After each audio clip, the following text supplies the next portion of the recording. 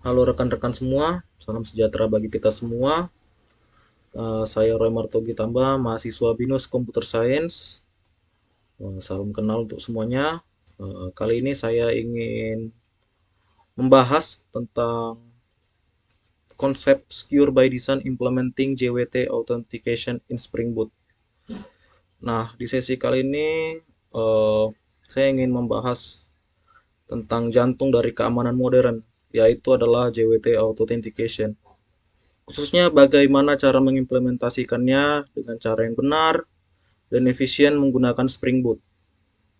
Harapan saya, setelah sesi ini, rekan-rekan bisa menggambarkan jelas tentang cara membangun sistem keamanan yang secureable dan scalable system yang tetap aman dan cepat meskipun penggunaan aplikasi kita bertambah ribuan kali lipat.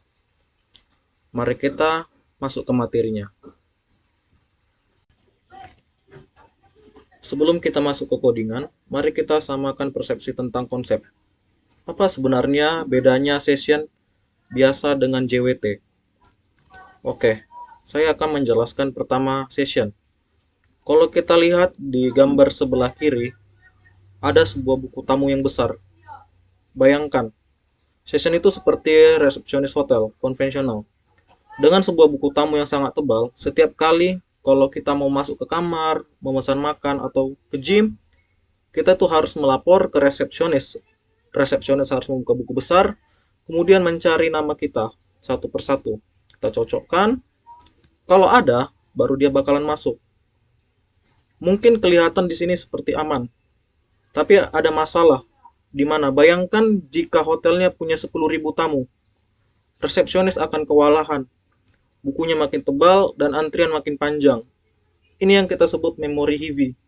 Jadi server kita bebannya itu bakalan berat karena harus mengingat semua orang. Kemudian saya akan jelaskan JWT, bagaimana dia bekerja. Sekarang bandingkan dengan modern way, yaitu menggunakan JWT atau JSON Web Token. Ini seperti gelang konser atau tiket terusan di taman hiburan. Jadi saat kita masuk, kita bakalan diberikan gelang khusus. Jadi kalau kita mau ke area VIP atau beli makanan, jadi security nggak perlu lagi ngecek daftar nama. Jadi dia tinggal lihat kalau kita ada gelang tangan dan gelangnya asli, segelnya aman, oke, silakan lewat. Di sini, user carries their own proof, artinya server atau security tidak perlu mengingat siapa kita, dia hanya perlu memverifikasi validasi gelang itu. Inilah yang membuat JW2 itu stateless dan sangat scalable. Mau 10 orang atau 1 juta orang, proses verifikasinya tetap sama, yaitu sama cepatnya. Oke, saya akan menjelaskan anatomi dari JWT. Kalau dilihat sekilas, JWT ini cuma deretan huruf acak yang bikin pusing. Tapi sebenarnya ini sangat terstruktur. Mari kita lihat kode warna sebagai berikut. Ada merah, ada ungu, dan warna biru. Jadi yang warna merah ini adalah headernya. Anggap ini sebagai judul dokumen. Jadi dia bakalan bilang, saya dokumen rahasia tipe A. Kemudian di warna ungu. Warna ungu ini adalah payload atau isi datanya. Di sini tertulis misalnya, saya Roy, jabatan sebagai developer. Jadi di sini adalah informasi yang akan kita tampung. Tapi ingat ya, bagian ungu ini seperti kartu pos. Jadi bukan surat penutup. Jadi gak boleh ada password atau data penting, data rahasia yang ada di sini. Selanjutnya di bagian warna biru adalah jadi supaya kartu pos kita nggak bisa dipalsuin. Nah, kita butuh bagian warna biru ini atau signature. Ini adalah tanda tangan basah atau segel lilin dari server. Jadi sifatnya sangat sensitif. Kalau ada orang iseng yang mengubah satu huruf aja di bagian ungu ini, segel biru ini bakalan pecah atau nggak valid. Inilah yang membuat server kita bisa percaya penuh pada si pembawa token tanpa perlu cek database lagi. Selanjutnya adalah Authentication Flow Architecture. Ingat analogi yang konser tadi, slide ini menggambarkan proses antrian atau flow. Jadi, kita lihat dari flow pertama adalah saat kita datang. Kalau kita datang ke loket, kita pasti nunjukkan KTP dan bukti beli tiket. Ini kita anggap sebagai username atau password. Jadi kita di sini adalah login. Kemudian nomor 2 adalah petugas loket atau server. Dia bakalan ngecek data kita. Kalau valid, dia bakalan berikan gelang VIP atau JSON Web Token tadi. Jadi bakalan kita pakai gelang itu, transaksi selesai, dan kita boleh meninggalkan loket. Nah, kemudian nomor 3, nah di sini adalah area panggung. Jadi kalau kita masuk ke area panggung, atau kita lagi nge-request data, kita nggak perlu lagi bawa KTP lagi.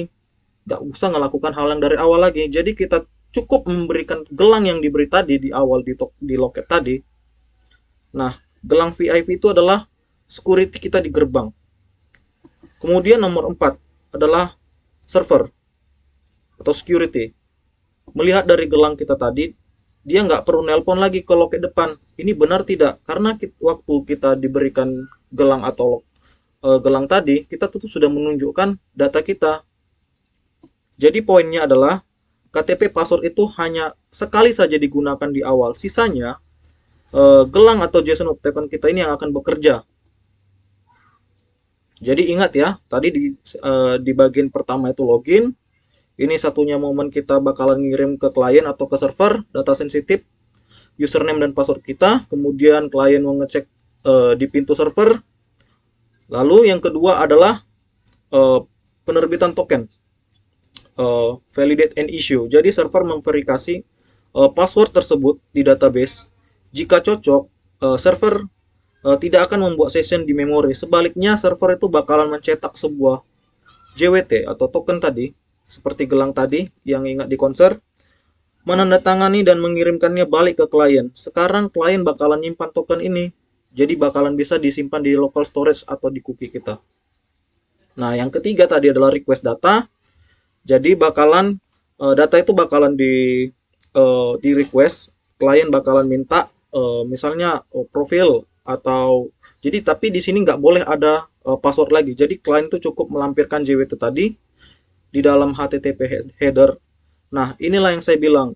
Jadi kalau saya mau data ini dan ini buktinya, saya sudah bisa login. Kemudian yang keempat adalah verify dan return. Langkah keempat ini adalah bakalan verifikasi di mana server menerima request tersebut, mengambil tokennya, dan mengecek signature-nya. Kalau valid, oke, data dikirim. Kalau expire atau palsu, server bahkan langsung menolak dengan error 401 atau unauthorized. Simple, cepat, dan aman. Selanjutnya, technical setup dependencies. Saya rasa tadi teori akan sudah cukup. Sekarang kita bakalan ke project Spring Boot kita.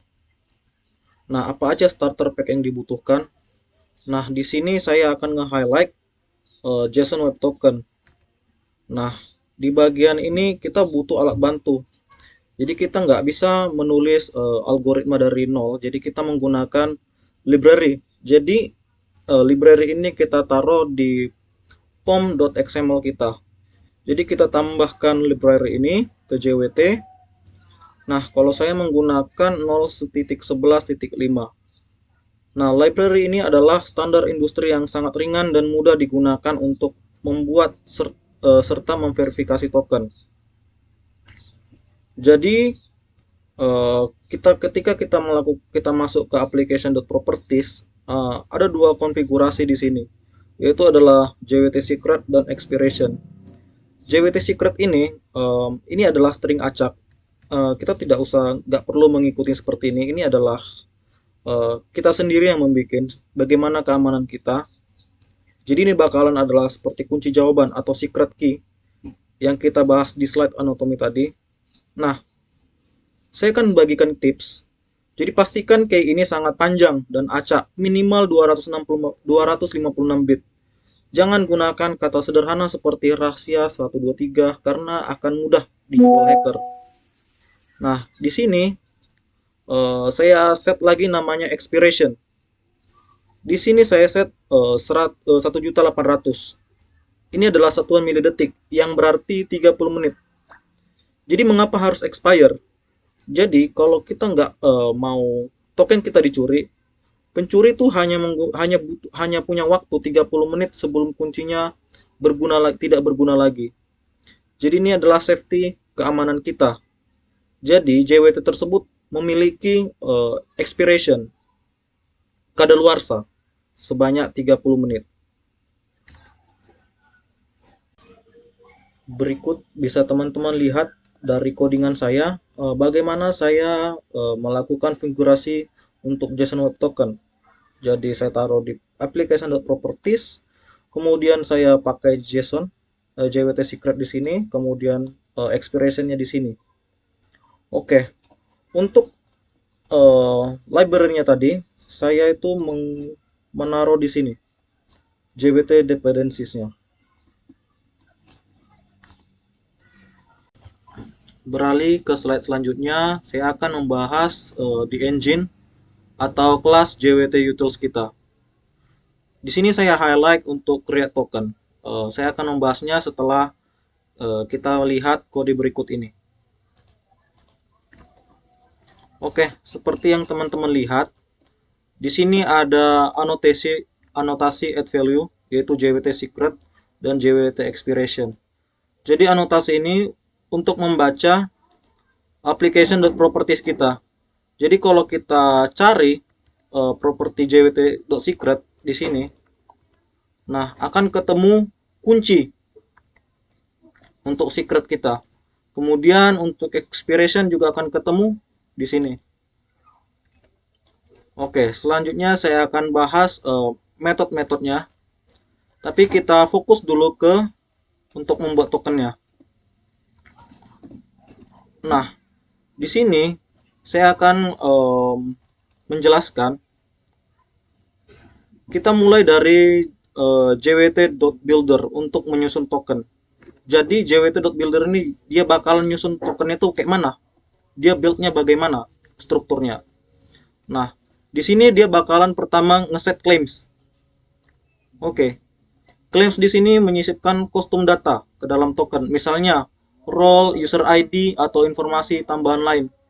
Jadi JWT bukan cuma untuk membawa username, tapi juga metadata yang penting dari front end maupun back end. Yang bisa dipakai di front end maupun back end. Kemudian adalah set subject. Set subject ini adalah identitas utama pemilik token. Biasanya ini berisi username atau email. Kemudian set issue at. Set issue at ini adalah menandai kapan token dibuat. Nah, lalu adalah set expiration. Jadi kapan menentukan kapan token tersebut kadaluarsa. Di kasus ini kita tadi bikin 30 menit. Kemudian adalah sign with get sign key. Jadi design with ini adalah yang paling penting. Token ditandatangani dengan algoritma HS256 menggunakan secret key kita. Jadi ini bakalan mastiin token kita nggak bakalan bisa dimodifikasi tanpa diketahui oleh server. Setelah itu kita panggil compact. Jika kamu lihat di sini ada compact. Nah, di compact ini JWT siap mengirim ke klien. Nah, kita bakalan ke validate token. Oke, saya highlight di validate token ini. Ada metode validate token, logikanya sederhana tapi sangat powerful.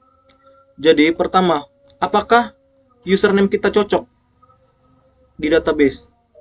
Kemudian apakah token kita ini sesuai? Apakah kalaupun sudah sesuai, apakah dia kadaluarsa? Jadi, jika dua-duanya true, maka token dianggap valid dan user boleh mengakses resource yang dilindungi.